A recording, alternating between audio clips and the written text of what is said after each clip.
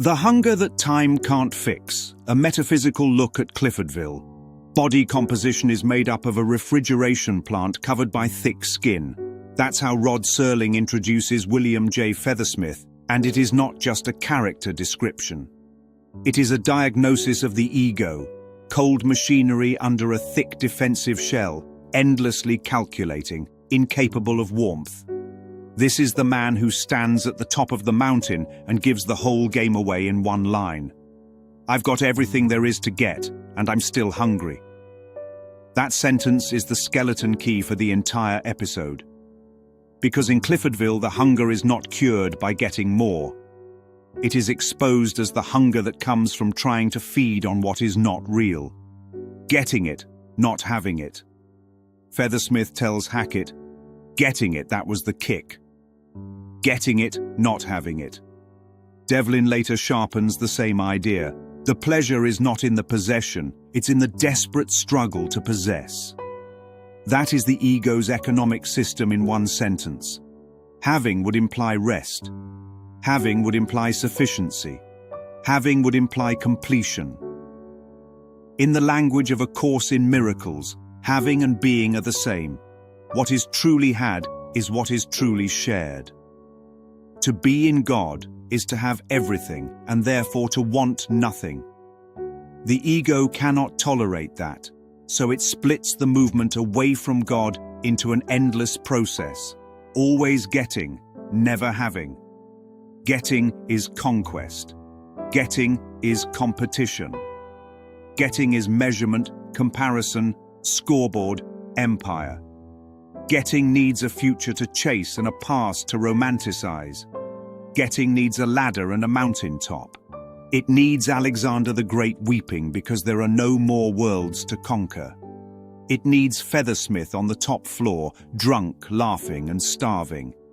If the kick is in getting, then the one thing the ego must never allow is true arrival. Because genuine arrival, real rest in love, would annihilate the entire getting machine.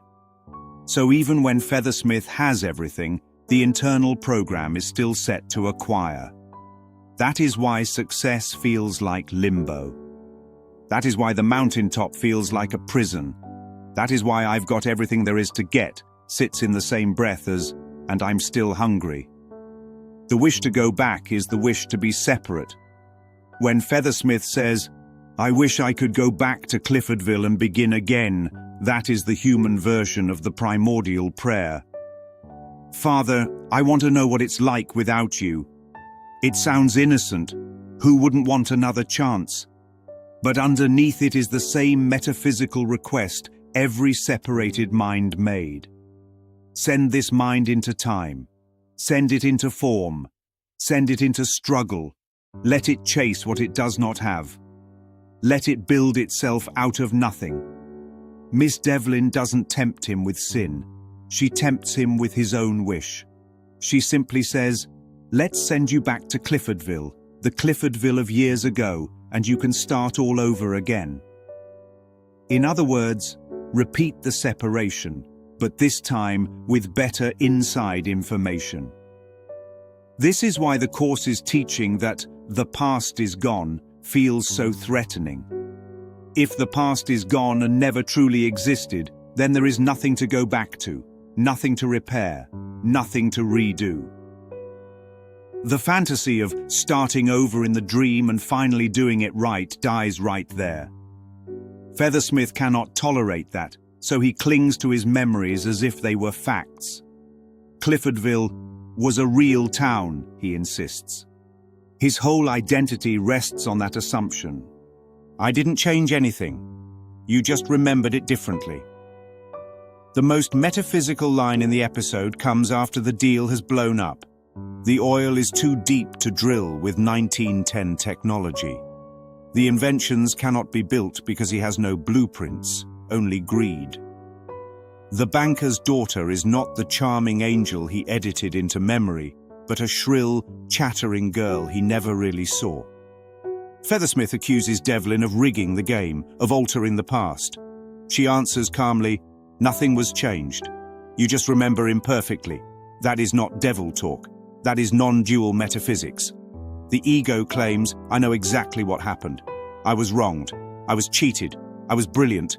I was a victim. I was a conqueror. Memory becomes sacred evidence for the self-story. But in this frame, memory is shown to be unreliable on two levels. First, misremembering. The content itself is distorted. The details, faces, qualities are all filtered through desire, guilt, and projection. Second, misremembering. What is remembered never actually happened in reality. If the separation never occurred, then none of its stories have factual standing. Devlin does not alter the past.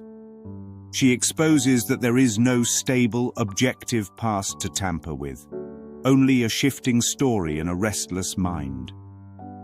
That is why every so-called victim remembers incorrectly in the deeper sense. Not because pain is denied, but because the metaphysical context is missing. Correct remembrance is not perfect external recall. It is remembering love. It is remembering innocence. It is remembering how God created the sun.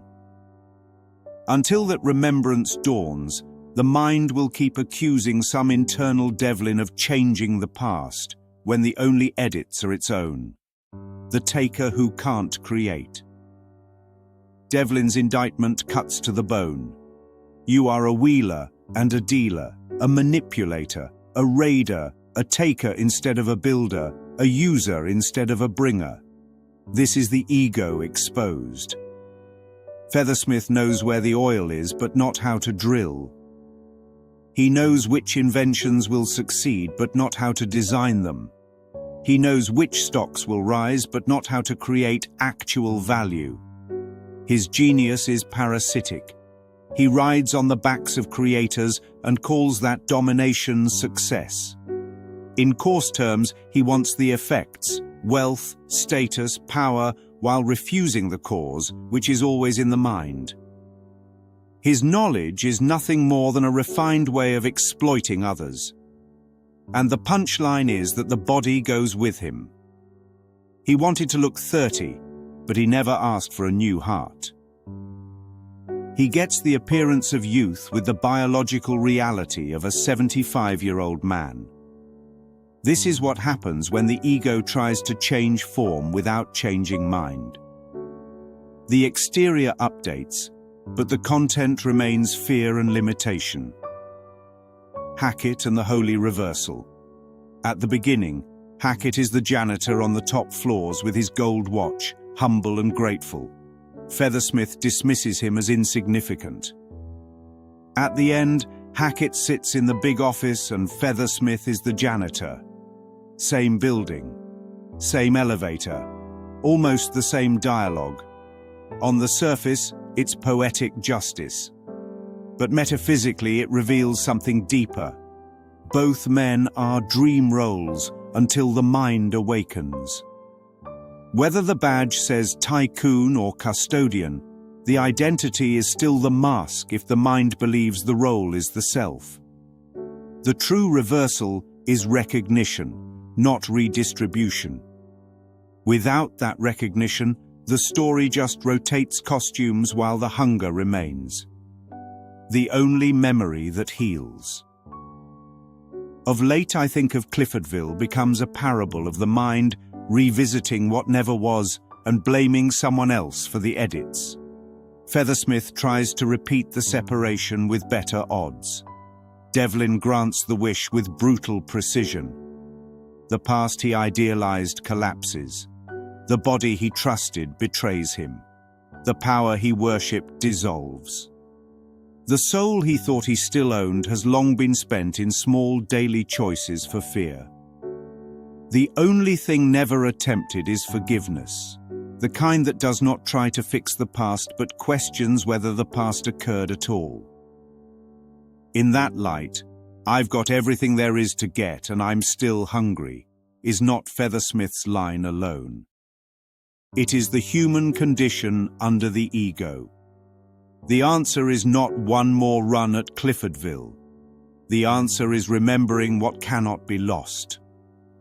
remembering love, remembering innocence, remembering the self untouched by time, untouched by deals, untouched by Devlin, untouched by Cliffordville, untouched by hunger. Because when love is remembered, hunger shows itself to be nothing but a dream of lack in a mind that never lacked anything.